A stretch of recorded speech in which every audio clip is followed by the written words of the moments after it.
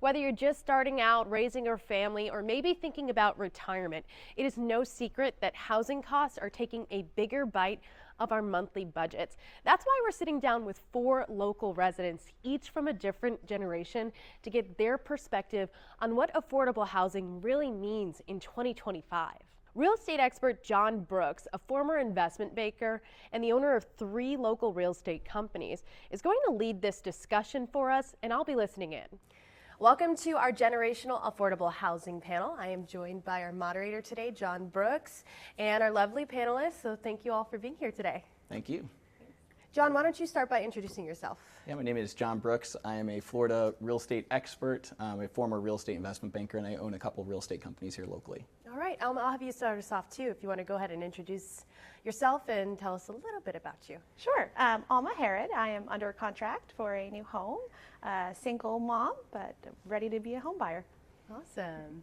Andrea? Hi, I'm Andrea Beerman. First time home buyer, trying to break into the market, and we're just current renters, my husband and I, just waiting it out. Awesome. Madeline, tell us a little bit about yourself. Hi, I'm Madeline, and I'm a college student at University of North Florida, and I'm looking to probably rent pretty soon since I'll be graduating in the fall. Great. Hal, how about you? I'm Hal Rogers. I'm a retired financial tax and estate planner. Bought my last home to live in 35 years ago.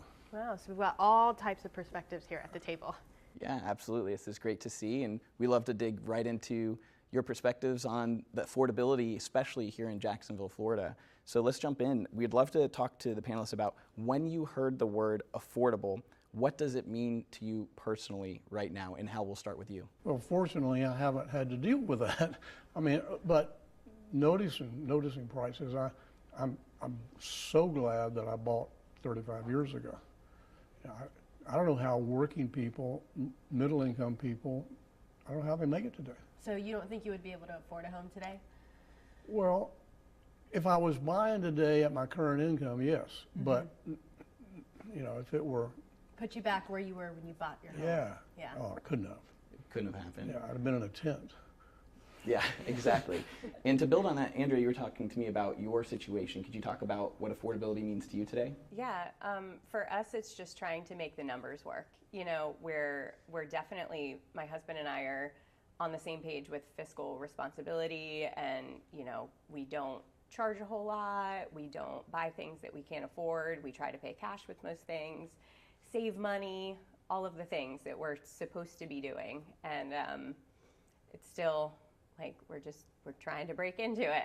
We're just waiting for the good time. So yeah, right. Yeah. So talk to me about that affordability difference. So when you're saving and you see prices go up, is there an option to buy at that point, or what does that look like for you? Yeah, it's like by the time we're ready to look, and we keep adding money to our savings, but that money is like less and less, because the big numbers on the cost of housing, when those go up, well, then that makes that percentage even lower that we've saved. Even though we're putting in more money to it, it's less value. Yeah, it's becoming out of reach. Yeah. Yeah, exactly. Now, Alma, you have a different experience. You were under contract for a property. What does affordability mean to you today? So affordability is being able to make the numbers work, as she mentioned, but also being in tune with what's going on in the industry, the housing market, the rates, even the presidential election has affected it. Originally, the house that I'm buying was priced at $350K, and it was like laughable. I was like, never. But actually, due to my unfortunate circumstance of the condo I initially was going to buy falling through, the prices have dropped, and now I'm able to afford a 4-bath, 2-bedroom new construction home and no HOA fees. So it's just a matter of being in tune and being knowledgeable, and then finding the help to help you find the affordability.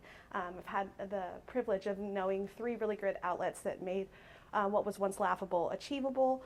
So I'd love to just share with everybody to get more people in that situation. Please share. What was able to help you take that step to buying a home? Sure. Divorced during COVID, blessing for me, but I had to move and find a place to rent.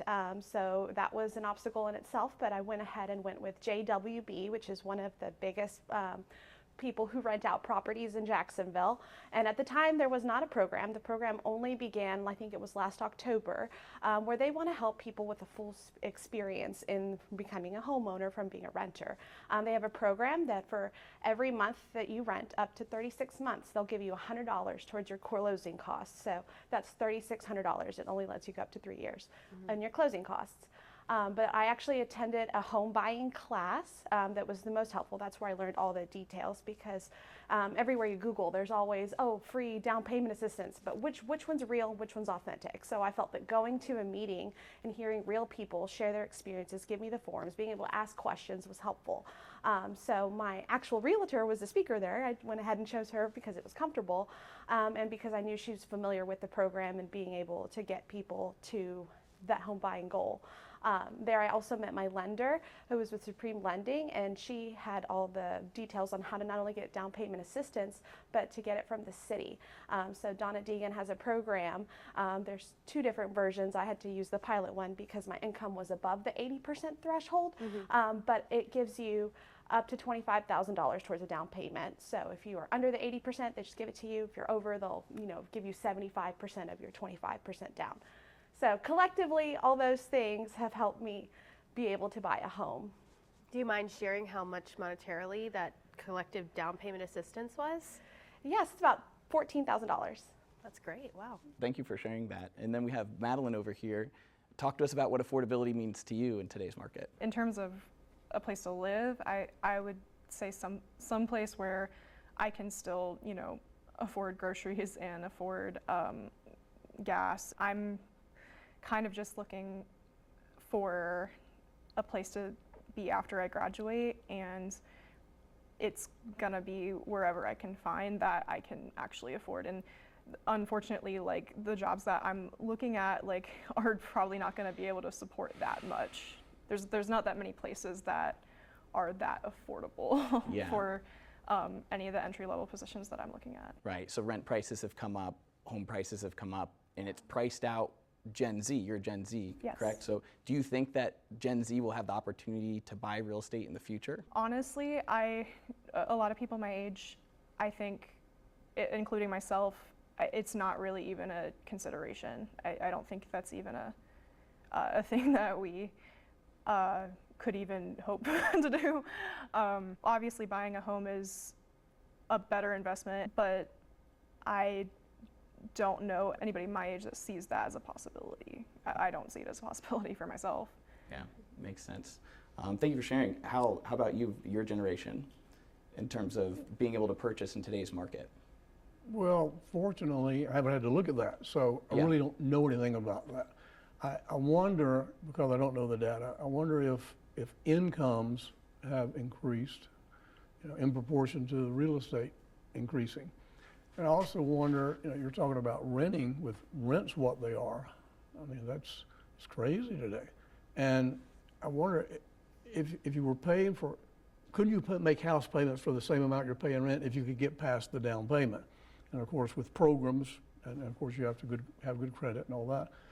But I wonder about what's the balance with rent payments versus house payments. And of course, then if you buy a home, you have other expenses that you don't necessarily have if you're renting. Yeah, thank you for bringing that up. The house payment versus the rent payment. Andrea, we were talking about that. Can you explain your situation and what you're seeing out there? Yeah, so it was kind of touched on what you were talking about, where it just doesn't make sense, right? Currently we pay $2,300 a month for rent, which, it's funny, I'm a hairstylist, so a lot of my clients, I say that to, and they're like, you pay what in rent? It's astonishing. And I'm like, that's pretty decent for what we're finding.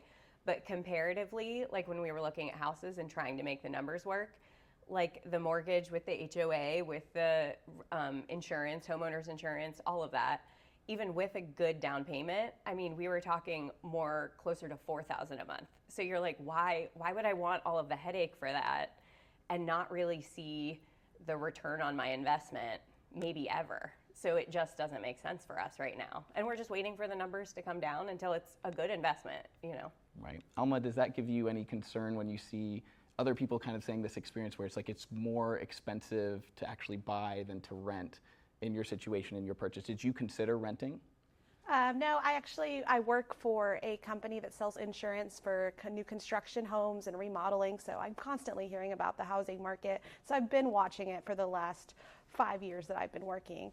And so when it comes to the rent prices going up, we know that people relocated during COVID, but we're starting to see even that start to drop because supply and demand. The moves have been made, and so now it's affordability. Are they renting it out at those high prices now? It may not be as possible with the way that the housing market is beginning to look. So I think waiting it out a little bit more is the secret sauce. Yeah. How do you feel about that? Do you feel that the right choice is to wait it out at this point? I mean, I really don't know. I mean, what does the future hold, you know? So speaking of future, you have kids and grandkids, right? Yeah. So do you worry that they would be able to afford a home? It's funny you ask that because I have 3 grown kids still living at home, and that's part of it, though.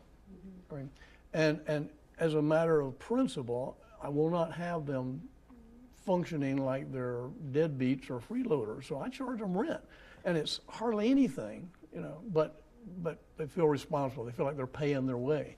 But I don't know how they would go out in the marketplace and rent or buy. Millennials have delayed their home buying because of student loan debt. Can we jump into that? We see a lot of heads shaking up and down here, so it sounds like it's something that's really important. Obviously, I believe student loan payments will start beginning again in October.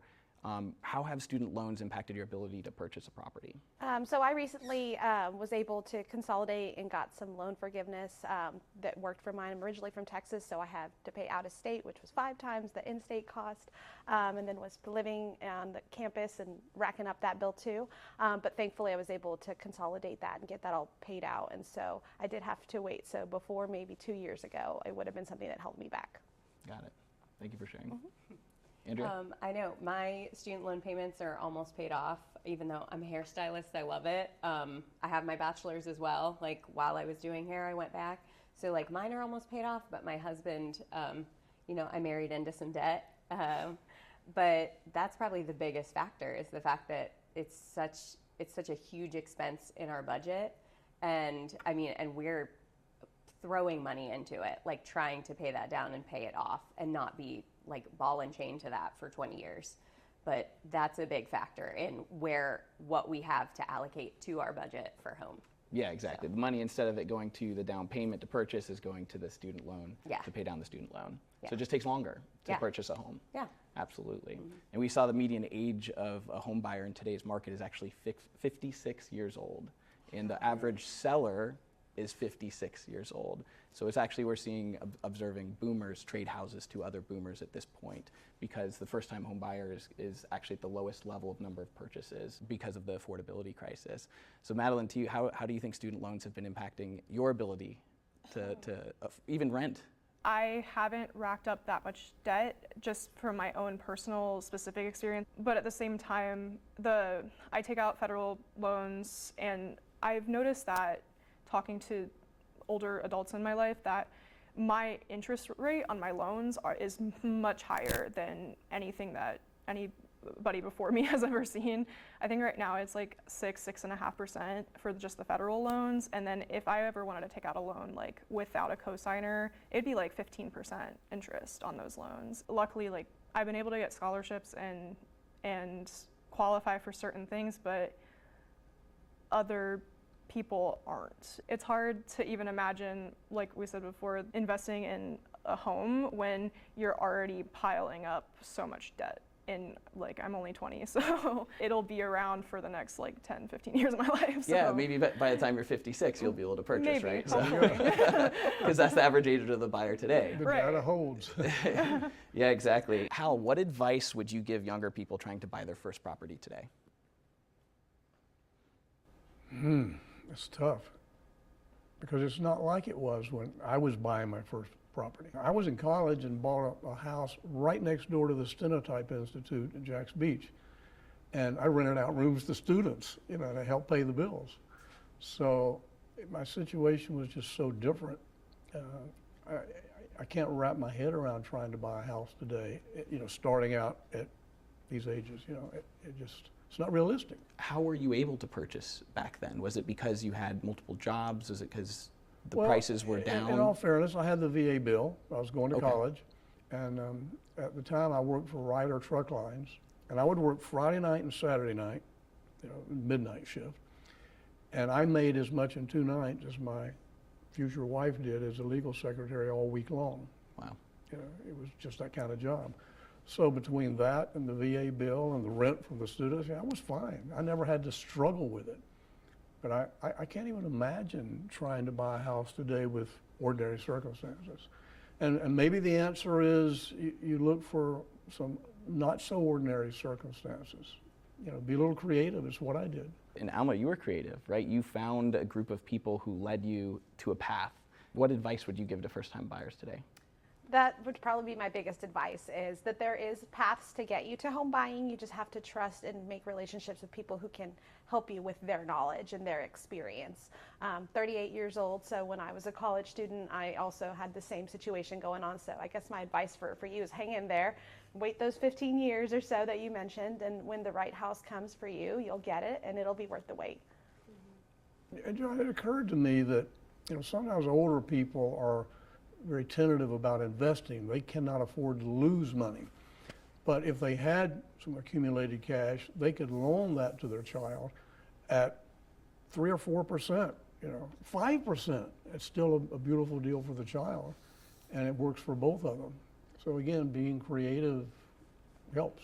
Being creative, finding the opportunity to make it affordable. Right. Down payment assistance, finding creative projects like you're doing with your multiple pieces of real estate. Andrea, what do you think about all this, hearing this as a potential first-time home buyer? Hearing you talk about like the creative aspects, the one thing that I kind of left out is my husband and I are eternal hustlers. Like, we're always doing stuff. So like, we both work very full-time careers, but we have side hustles on the side too. We have some vending machine routes, we have some like management stuff that we do. So like, we're working all the time to like throw money away and just nest egg it.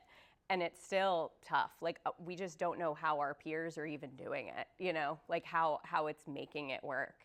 It's just, the numbers don't make sense to us. Yeah, So. the level of income locally does not support the prices that we have currently. Yeah. And you were using a different definition for throw money away. Yeah, not set it on fire. At Nest egg first, it. I didn't follow. I went, I know what you meant.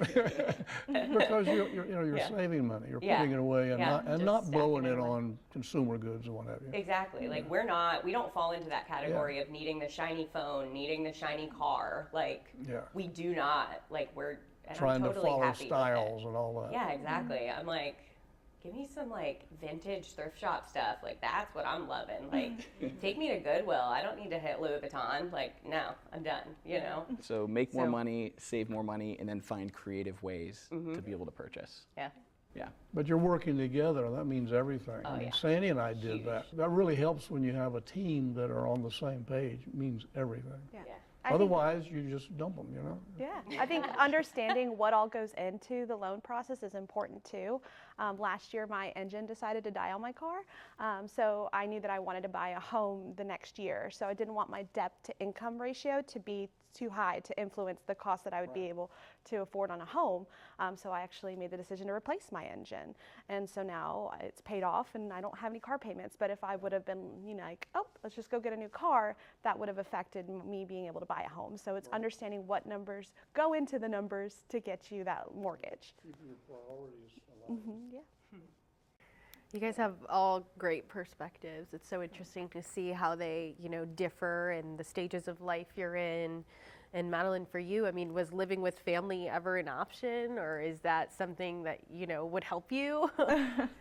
I think I'm lucky enough to have parents that are very supportive and would be okay, like, if times were tough and I had to come home, I'm sure they would be fine with that, hopefully. But you do want to stay in Jacksonville, right? Right, and I don't think that's what they envision for me. I would not want that for myself either. I think personally it's kind of a shame that is how a lot of young people, that is sometimes the only option for people my age, because after they get a bachelor's degree and they've put so much money into this education that we were told was going to help us get a job that's going to make things affordable and make things livable for us, and then that just doesn't happen. Especially with the way the job market is now, it's impossible. It seems impossible sometimes. What is the job market like now? It feels like a much lengthier process than I guess we were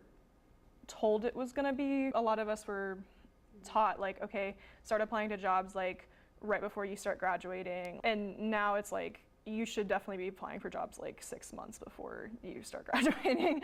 And it's hard to do that too if you don't know like what your living situation is. I read the news a lot, and just seeing how it seems like the first people to go at businesses are the younger people, because they don't have the experience, they don't have the time invested at a company yet. I read a story the other day that was like, hiring managers would rather leave a position open than hire somebody my age. And that's like really depressing to read. So I'm a hiring manager, and so I have hired some Generation Z, and there is that obstacle that there's not as much experience, but I took it as an opportunity to mold, teach, be patient, and help them grow with that. But for myself, being what I call an elder millennial, so before the internet is when my childhood was, I actually throughout college, because I was paying out of state tuition, I started working, and I worked at Target, and I worked at Target for 10 years. I was a manager in every single kind of department. And I hadn't finished my degree at the time. So actually the experience was a little bit higher than the degree. I've since finished it, but the experience that I gained at Target applied to help me find what's this unicorn of a job. So the salary that I make without working nights and weekends is what has helped me become a home buyer. And so, you know, sometimes you have to put in a little time and experience to help get you some more tools in your bucket besides relying just on the degree. Right, and that's, you know, that's why I've taken on my student job, and I think that that's been the most helpful part. It is hard, I think, for students who are doing their bachelor's degree and then working. They may be working another job that's not in the field that their degree is in, because they need to like pay their bills, they need to pay for groceries and things like that, and pay to live in their expensive apartment. Right. It can be very trivial and very hard. I'm sorry if I'm going on that and makes on. sense to me. I was just curious, Madeline, when you're going through college, you're a student, and you're applying for jobs, are the wages here, you think, sustainable for today's housing market? It really depends, and it also depends on what industry. I will say that I know people that are working in the industry that I would like to go into, and they're getting paid less than I get paid now at my student job. What industry is that? Journalism. Journalism. Got it. Yeah. So it depends on the industry that or the degree that they're getting will determine how much money they make and if real estate will be achievable for them. Yes. So it's very difficult depending on the industry, and some industries, though, seem to be doing better. But for you personally, to graduate and get an entry-level position, you're going to struggle to afford rent, let alone think about home buying. Probably, yes. All right, final question. Ready?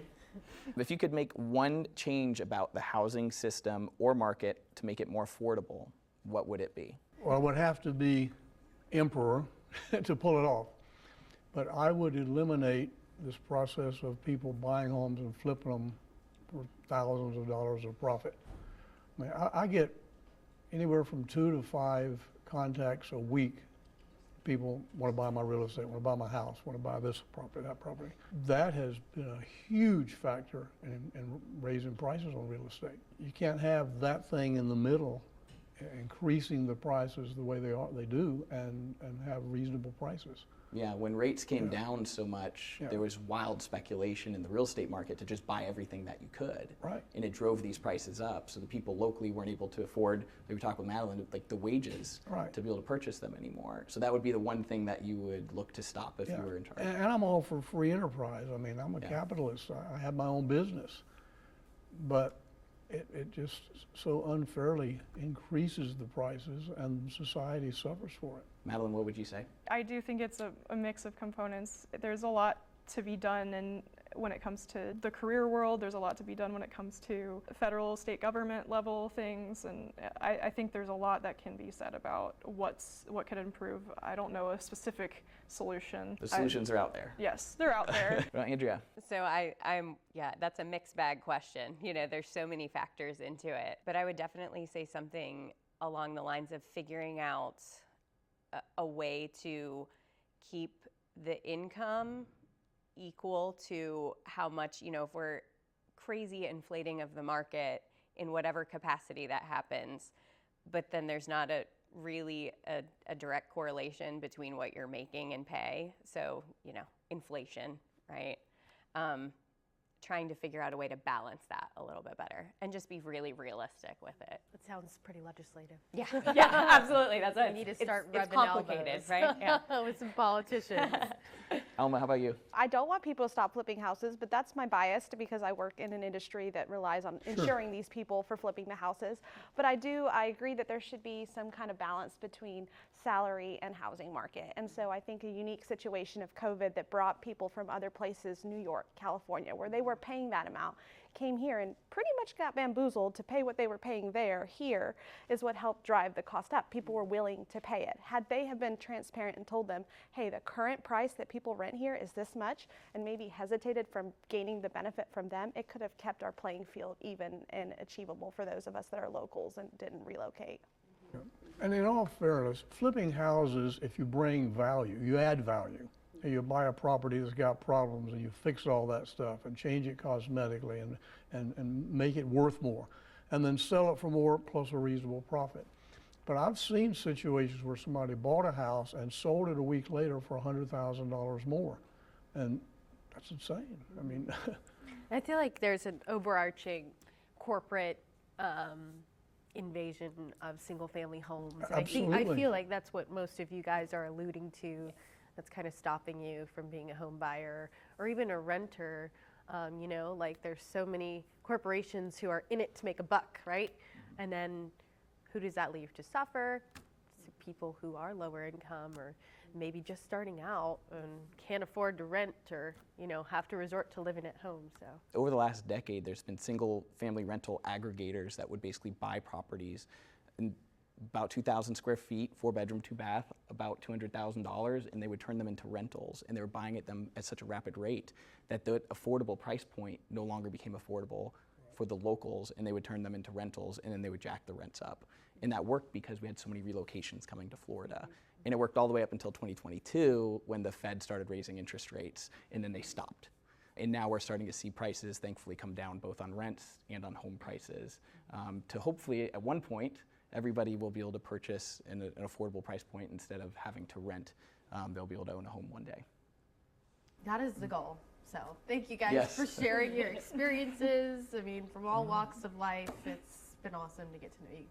it's been a pleasure. Yeah, thank you. Yeah.